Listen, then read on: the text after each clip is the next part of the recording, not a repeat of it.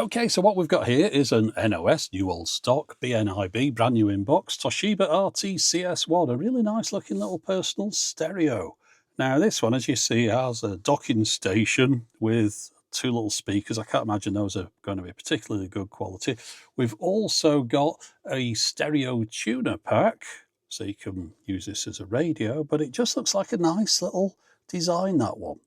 Auto reverse as well. The only issue with this is, despite the fact it's never been opened, is that it's not going to work, because I'm aware that the belts in these just turn to a gluey mush and are quite difficult to remove. So what I'm going to do with this, before I turn it on, I'm going to open it up and remove that belt, and hopefully it's easier to remove than if I press play and it wrapped around all the internal components. We'll find out, but let's get it out of the box first of all and see exactly what we've got in here. Now, I've done a bit of research online, but I've been unable to pin down an exact date for this model. I think it's around about 1985 or perhaps 86. So it's been in this box for around about 40 years. I think it's time to get it out. As you can see, no one's been in here yet. So on the first one, let's remove all the parts and see exactly what we have in here. Oh yeah, nicely wrapped up stuff. This is pretty much one of the top of the range, if not the top of the range at the time, from Toshiba, because not only does this have auto reverse, it's got Dolby on it, which wasn't taken as read on all these devices. And just look at that. Wow. It's great to see something brand new like this with absolutely no scratches or blemishes whatsoever. Now, the issue with this particular model is that changing the belt on it is an absolute nightmare. You have to unsolder a load of wires because the belt has the wires going through it. But anyway, we'll deal with that when we come to it. Let's see what else we've got here. We've got a little strap in there, and we've got the tuner pack. Let's get that out. So that's a plastic body. We've got the tuning wheel here, FM and AM. It says unlock on the side here, so let's do just that and see if we can get this out. It should just slide that way, I would have thought. There we go. Yes. Right, so it's going to dock with these speakers. What have we got here? DC in, two headphone sockets. Now, the KT-AS1 had two headphone sockets. The KT-AS2 just had the one. So yeah, it looks pretty much like an AS1, I think. Not too sure how this connects up with those speakers. It might just be the matter of plugging a wire into here. Let's have a look. Let's just pop that all to one side for the moment. Open these up. Oh, notice we've got an aerial on here, or antenna. I'm not sure which one I'm supposed to say. Whichever one I say, somebody will correct me. So there we go. It's an aerial antenna. That'll get a better radio reception, of course, than just using this device on its own. I'd imagine, like most personal stereos of the time, it would be using the wire from the headphones to pick up the radio. Although I have seen some of these tuner packs with aerials or antennas that you can pull out of them and they'd pop through the top of the case, but that's not the case with this one. So this has additional batteries in it for the amplification. Is that a C cell or a D cell? One or the other? Oh yeah, C cells. So one C cell in this side. Yeah, someone's going to do the old she cells, C cells joke again. We'll forgive them, but you know, maybe don't do it every time. And another C cell here. I've got a bit of dust on there. It's going to be this stuff here. This always goes. Yeah, that's gone. So we've got the headphone socket there, power socket there. So do these slide apart? They must do, mustn't they? You would have thought. So let's get that release button. Push that upwards, and there we go. It's the right one that moves to the side. So you just pop this in here like so, light it up, connect it on the left, push the power in from the right, and there you go. It's a nice little setup, isn't it? So on here we've got the power button, which also has modes for stereo and stereo wide to give a fake wider stereo effect. Although I always like that effect, or have on other devices anyway. I always stick it on. It just seems to just add a bit more space to things. To get this out of here, push that, slide that, and then move it to the right and lift it out. Right, that's pretty cool, isn't it? Set the volume control of the cassette player to 6 and then mount the player in the speaker unit. Be sure to pass the belt through 3 metal fittings. Oh, that's our little strap that we had before. So you could use this as a mini boom box that you could carry around on your shoulder. I'm sure everyone would be very impressed. Ear receivers, that's what they called the little in-ear headphones. So we've got a nice little case for those. I was mentioned in a video not too long ago, well, a couple of years perhaps, that people in the 80s tended to use these in-ear things, and people were correcting me saying, oh no, those came much later. Well, they were definitely around towards the latter part of the 80s, and I think these are from perhaps 85, 86, but there's dust all over my hands. I don't think you can see it, and that would have been the spongy bits that go on the end of these, I'm quite sure, and they've just completely disappeared, haven't they? Let's just have a look. How much is left in that bag? Nothing. They've vanished. It's like something's ate them. Okay, well, I won't be using those. Don't know what's going to end up in my ears if I do. So we've got the 4-track head in the hinge. You can see the connectors here, which interface with the connectors on the back of here. We've got the pins. I suppose those would be called pogo pins nowadays. I don't know if they were back then. Yeah, you can see here it says keep each contact clean. And of course, the reason you'd want to do that is because not only are these contacts providing power to the radio pack, but they're also taking the audio out of it and sending it through to your headphones. So to avoid any crackles, you'd want to clean those. Of course, we don't need to clean these because at the moment they're as good as new. But one thing we do need to clean is this counter. Yeah. Okay, so I think the idea here is to remove these 2 screws and these 2, and then this whole section should lift out.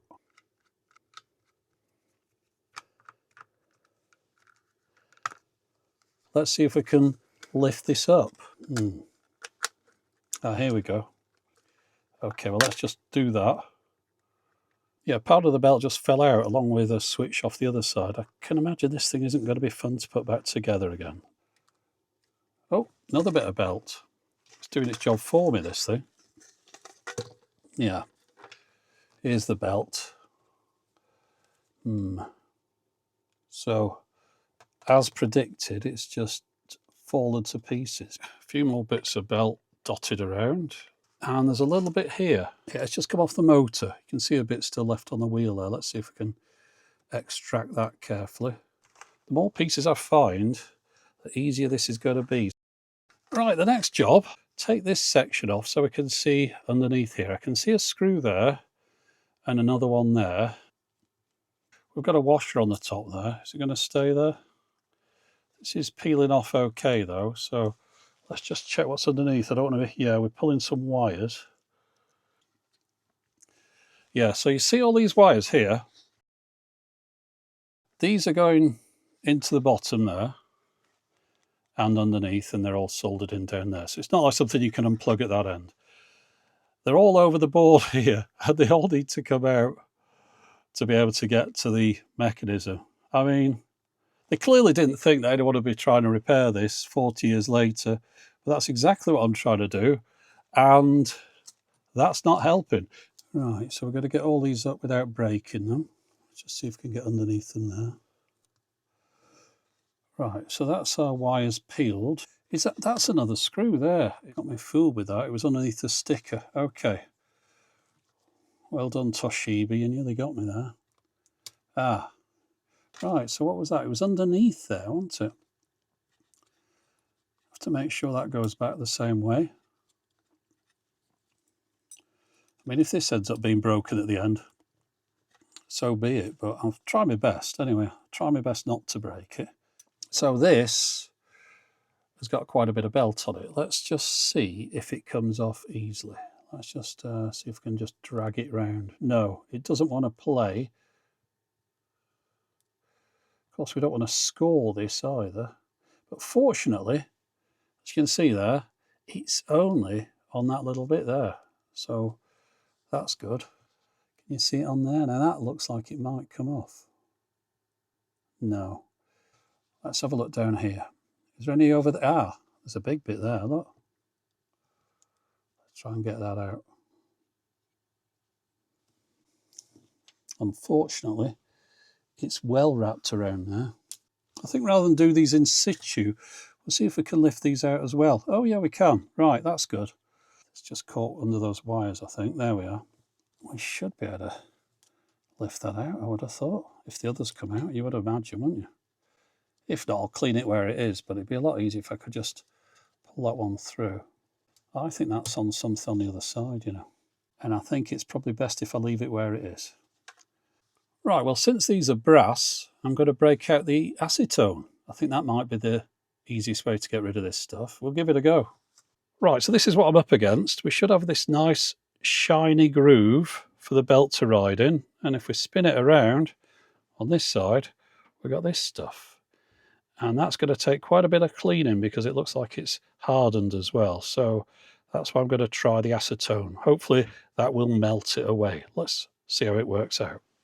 Now this acetone is some pretty nasty stuff. You certainly don't want to drink a pint of it. I'm going to pop it though in a cup. I've got these metal cups which are kind of product placement, although I have them in my cupboard already. You can't see them very well on the lights. But yeah, those are some Techmoan cups. I just wanted to put it in something that I didn't think would melt. My merch guy, who's over on Etsy in the UK, he's got some new designs on there. I just had a look and he'd done some new stuff that I didn't know about. I don't know if this is working very well. It's going to take me a long time. I've got these especially pointy sticks. I'll show you one without the stuff on it.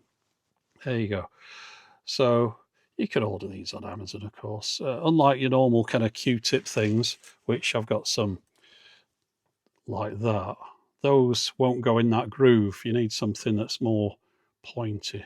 I really hoped that when I'd got into this, that the belt would just all come off as a kind of slightly gluey, rubbery mess, but no. Okay, well that took a long time, and I don't think I've got it perfect. It's still a little bit scored in places. You can feel it's a bit rough, but that rubber really did a job on this brass. But that's as good as it's going to get. So we now need to move on to the desoldering. And all these ones here are covered by my little fingernail. That's how close they are together. Of course, I'm showing that because I'm going to get the macro lens out to show you. And sometimes on videos, things look a lot easier to the viewer than they are to the person actually trying to do them. So let's get the macro lens out, move the camera around, and I'll show you exactly what I'm trying to do here. Okay, so I've got to desolder all these coloured wires here, but perhaps more annoyingly, I've got 3 brown wires going to 3 different places that I've got to desolder. I'm going to have to find some way of distinguishing these from one another so that I can make sure they're soldered back to the correct point. I've got to put a bit of white marker on this. Do the same with the next one down. We'll make the top one red, the next one blue. And we can leave the third one brown. I'm just wondering if this tip on the soldering iron is fine enough. I don't know if I've got a finer one than this though. I think we'll just have to go along with it. So let's start off. Right, let's just turn this around. Oh, it's just come off on its own. Well, at least we took a picture of it before it fell off.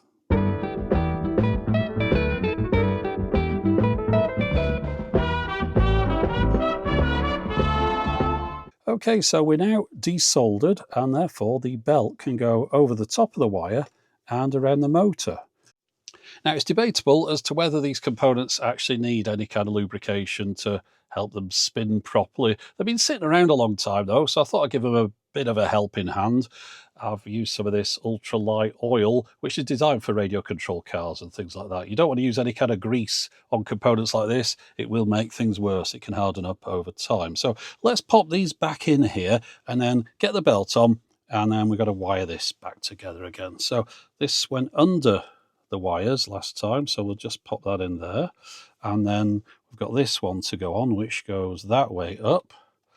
Right, now as far as this belt path goes, we start off on the motor at the back, we go around here, and then at this point, this one needs to come between those two. Maybe I should take that one out again, it might make it easier. No, we've got it on there. And then from here, if we can get this around, oh dear, it goes over to this one. And then we'll just roll that around to get it into position. So you can see why we have to take all these wires out, because the belt runs at either side of them. Crazy. Right, well now we've got this back together, it's time to solder all these wires back on and find out that we've broken everything and nothing works. So let's get on with that.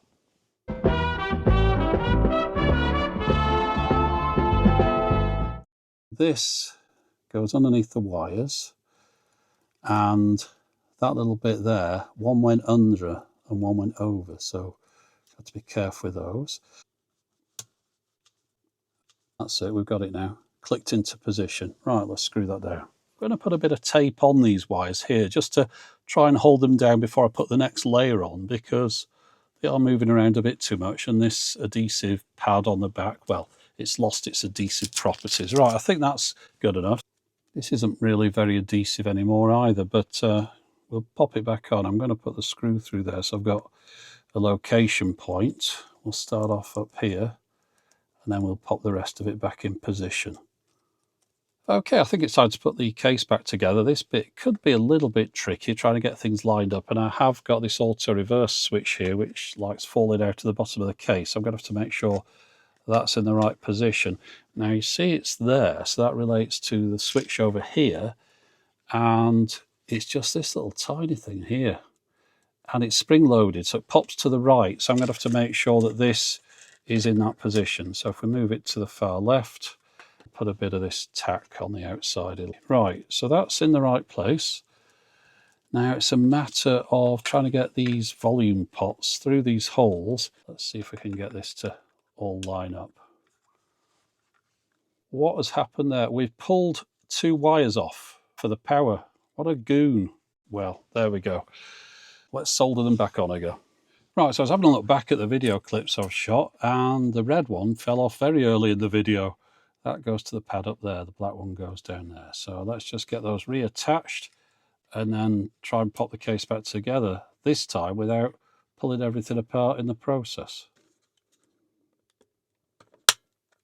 Right, well it's back together. I just need to put these 4 screws back in, then we can put some batteries in the back and see if the thing works.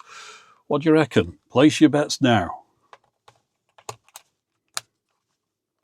Right, I'm going to put one of these real cassettes in here so we can see if it's moving through the window a little bit clearer. So just pop that in there and press play. And nothing's happening at all. Fast forward. No. Rewind. No.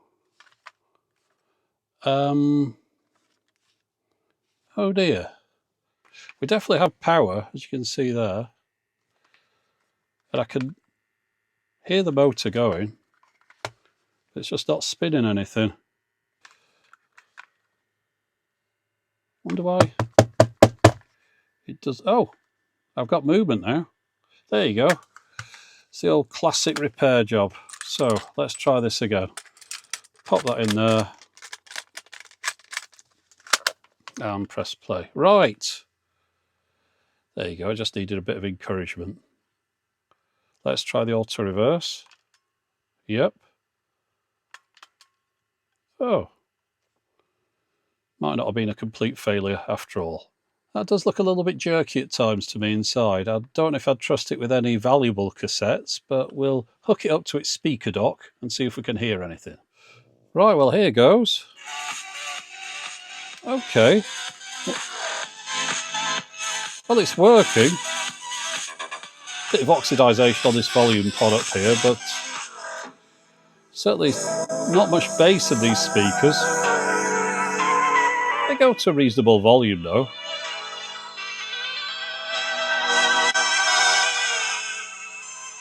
I can hear there though that the speed of playback is really quite irregular. Just have a listen.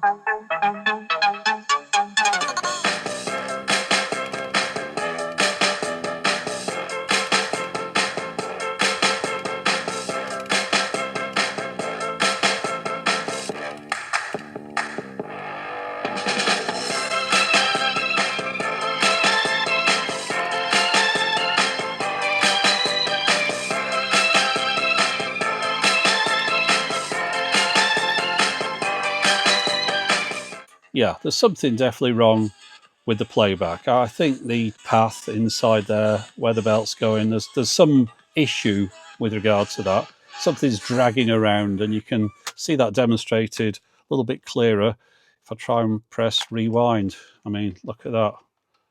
That's not good, is it? It's not happy about doing that. It's a little bit happy about fast forward though, which is how come we can get the tape to play. But if we then try and do an auto reverse on this to play the opposite side, you'll see we've got an issue that only one of the reels is spinning. So yeah, we've definitely got problems with this. I think maybe we should just try it as a radio, because the cassette side of this, well, it's got issues, let's just put it that way. So let's try that radio pack. I think I might have just ended up with an AM/FM radio here rather than a cassette player. Let's just check we're on the FM. There we go, and stereo. And let's pop this in. I can't see this going wrong. After all, we've got power going into the device, so this should work just fine. But I've got plenty of radios. I've got plenty of cassette players as well. But it would have been nice to have seen the cassette player working properly. But it's a little bit beyond my skill to get that to happen today. Anyway, we've got the radio on. Now, by the way, when you do this with a radio pack in, I'm pressing play, but we're not actually playing the tape in this one. We're not spinning the reels around, I should say. We're just providing power to the radio pack. Now, you'll see on the cassette door here, we've got a cutout for the radio tuning wheel, and we can also see the tuning dial through the top. But also to the top right of there, we've got a couple of LEDs on the radio pack.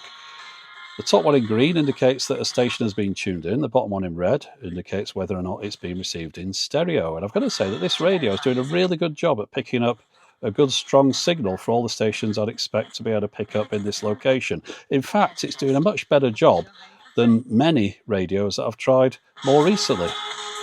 But of course, we didn't get this just to be a radio. This was supposed to be a radio cassette. And that's where things have gone a little bit wrong.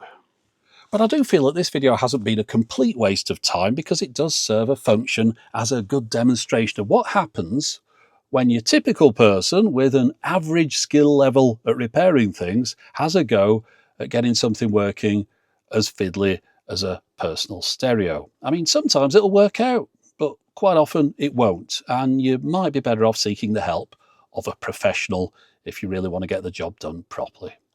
Anyway, that's it for the moment. As always, thanks for watching.